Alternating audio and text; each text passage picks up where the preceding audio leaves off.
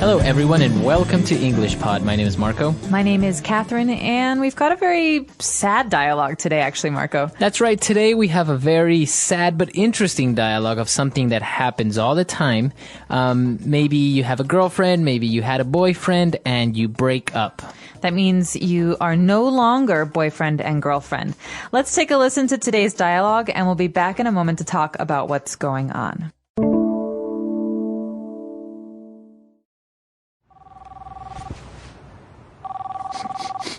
Hello? Hey, do you want to go out tonight? No, I think I'll pass. Mark broke up with me. I feel awful. What? What happened? Just last week you were talking about going on vacation together. I don't know what I did wrong. He said he needed some space to figure things out. He said I didn't do anything wrong, that I'm a great person, just not the one for him. That's so cliche.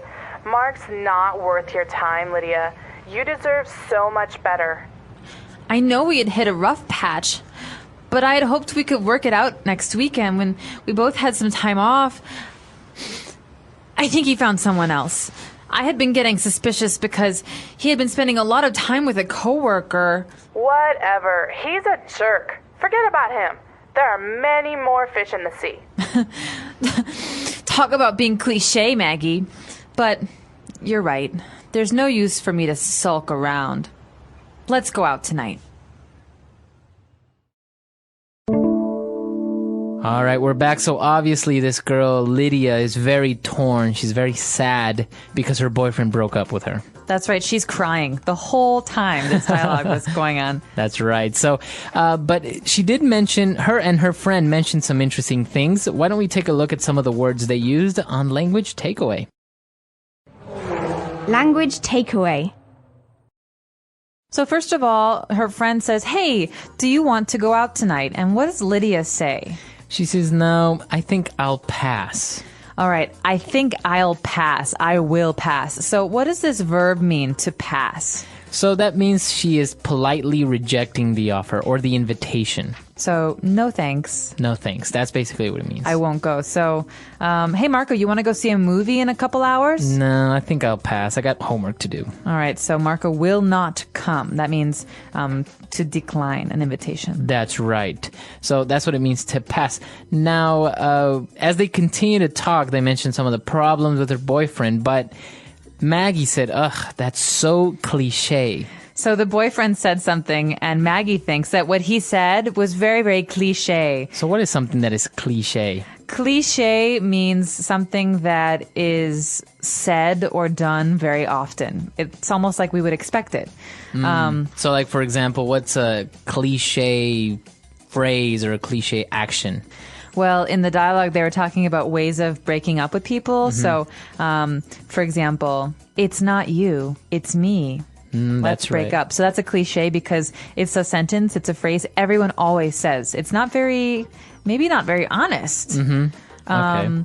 Or like a movie cliche would be, a couple, they're getting married, but their parents, the parents of the bride, they're divorced. They hate each other. But then at the wedding, they get back together. They're going to get married again. That's a cliche story. That's right. Because you've heard it before. Right. All the time. It's very common.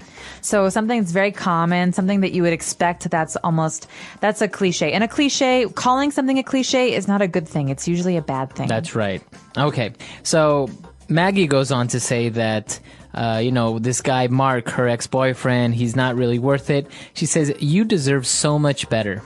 Okay, so to deserve is a verb, and it means that you should receive something or you should expect something. So almost like, in this case, you deserve better. You have earned something better. You're a good person. You should receive you should have a good boyfriend. That's right. So when she says you deserve so much better, she's talking about deserving a better guy, a better man. Or for example, so Marco, you work so hard at school. You're always doing your homework. You really deserve good grades. That means you should receive good grades. Very good. Now, when Lydia said, yeah, you know what, I just thought we were having some problems, and we had hit a rough patch. So that means you should receive good grades. Very good. Now, when Lydia said, yeah, you know what, I just thought we were having some problems, and we had hit a rough patch. So that means you should receive good grades. Very good. Now, when Lydia said, yeah, you know what, I just thought we were having some problems, and we had hit a rough patch. So she's talking about a rough patch. What is that? A rough patch is actually something we talk about a lot in spoken English. It's a way to describe a period of time, so maybe a week or a month, when things are difficult, when maybe you argue with your boyfriend or girlfriend, or when you're sad a lot, or when you're confused. And so a period of time when you're angry or sad with your boyfriend or girlfriend, that's a rough patch. So maybe we can apply a rough patch to another situation, like at work. Maybe you're going through a rough patch at work. That means I'm always busy, I'm always tired, I don't feel happy with my job, I'm going through a rough patch. So it's usually a temporary period of time where things are going bad. It could be a week, it could be a month, it could be a year, but it's a fixed amount of time. It's not forever. Right. It's just a period. Okay, very good. And Lydia went on to say that, she thought that maybe he was going out with someone else, and she was suspicious because he was spending a lot of time with some other girl. Okay, so to be suspicious is to think that something is happening, but you don't know. So, for example, Marco, I think you've been taking the milk from the kitchen. You are always drinking coffee, and you always take milk in your coffee, and there's no more milk, so I think it was you. I'm being suspicious. I'm thinking that maybe you did something bad or wrong. That I'm guilty. So maybe you're suspicious that someone is stealing the milk, or maybe you suspect or you're suspicious that your next door neighbor is maybe a car thief. Right, so you're very suspicious. That means you're always thinking that this person or someone else is doing something bad. That's right. Okay, so a lot of words there, talking about relationships, talking about cliches. Why don't we go back? Let's listen to the dialogue again, and we'll be back in a bit with Fluency Builder.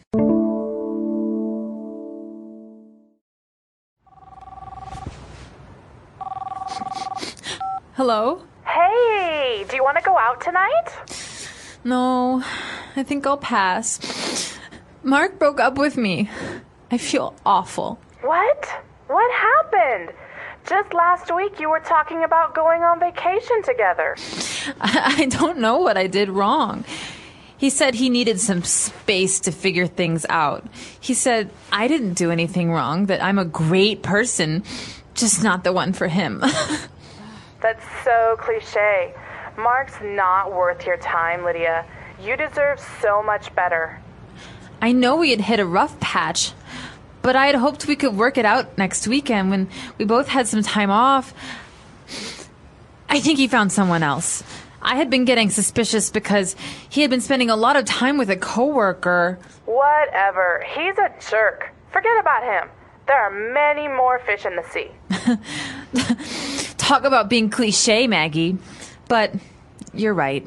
There's no use for me to sulk around. Let's go out tonight.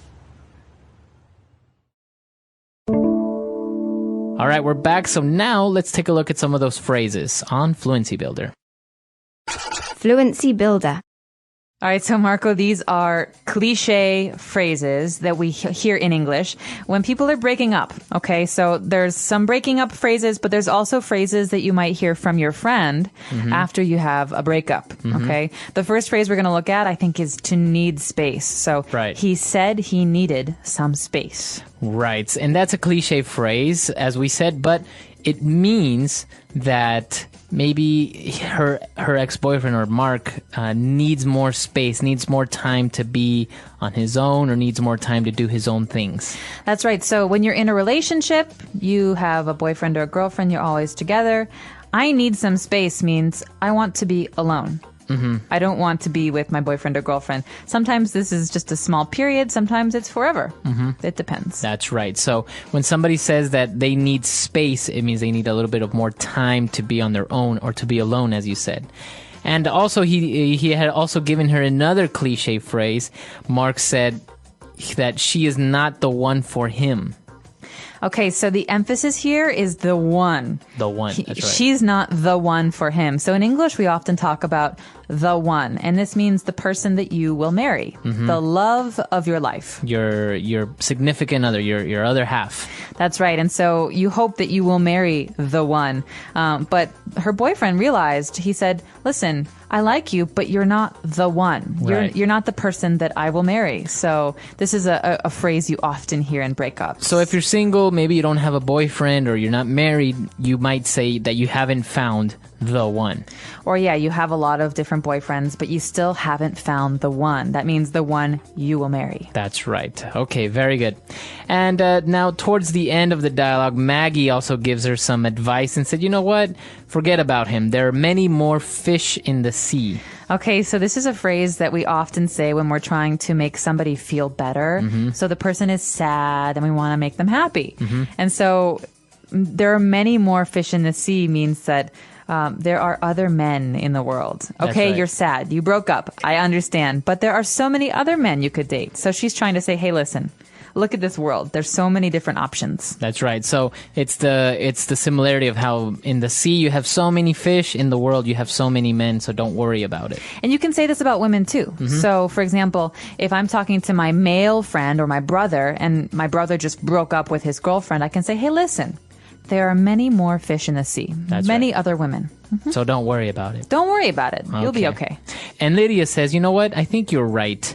And there's really no use for me to sulk around. So what does she mean to sulk around? To sulk. Now, this is something that is very visual for me. I see somebody sulking. Their head is low.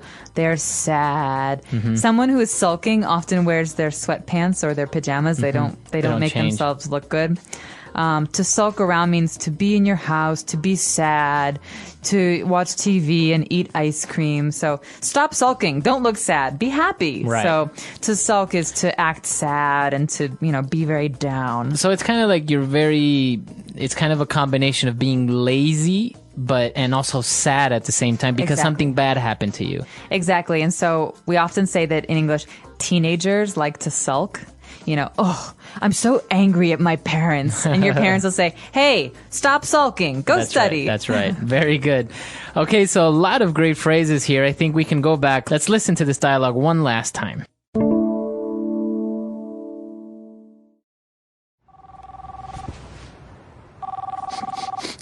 Hello? Hey, do you want to go out tonight?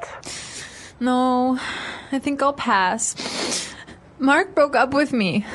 I feel awful. What? What happened? Just last week you were talking about going on vacation together. I don't know what I did wrong. He said he needed some space to figure things out. He said I didn't do anything wrong, that I'm a great person, just not the one for him. That's so cliche. Mark's not worth your time, Lydia. You deserve so much better. I know we had hit a rough patch, but I had hoped we could work it out next weekend when we both had some time off. I think he found someone else. I had been getting suspicious because he had been spending a lot of time with a coworker. Whatever. He's a jerk. Forget about him. There are many more fish in the sea. Talk about being cliche, Maggie. But you're right. There's no use for me to sulk around. Let's go out tonight.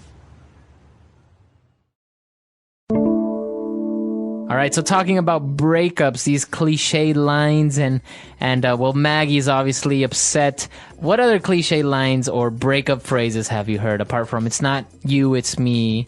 You're just not the one.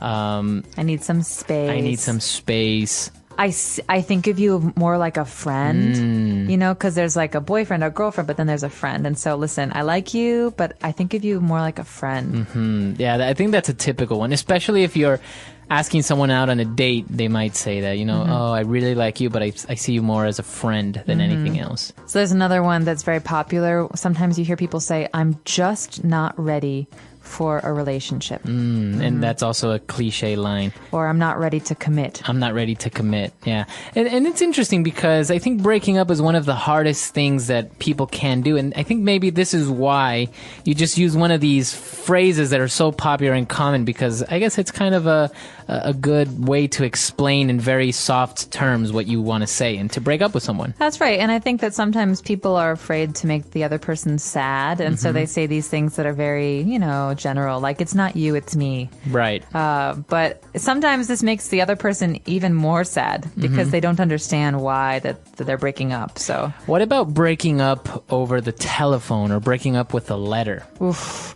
Generally, at least in America, we say that breaking up over email or letter or phone is not a good way to end a relationship. It's very cold. It's very cold. So the other person would be very angry if that happened. That's right. You just want to see the person and say, listen, let's have a conversation. Let's talk about this Right. face to face. Okay. So this is actually very interesting because as we say, maybe in other countries or in other cultures is not really a negative thing to break up over the phone or maybe send an email saying, you know what, I don't want to see you anymore. Right. So I'd be very curious to hear about you guys and your cultures and what happens when people break up where you live. So let us know. Our website is EnglishPod.com. We hope to see you there. And of course, we hope that you haven't had any very bad breakup experiences. But if you're comfortable sharing, we'd like to hear about your culture and your background. All right. So we'll see you guys there. Bye. Bye.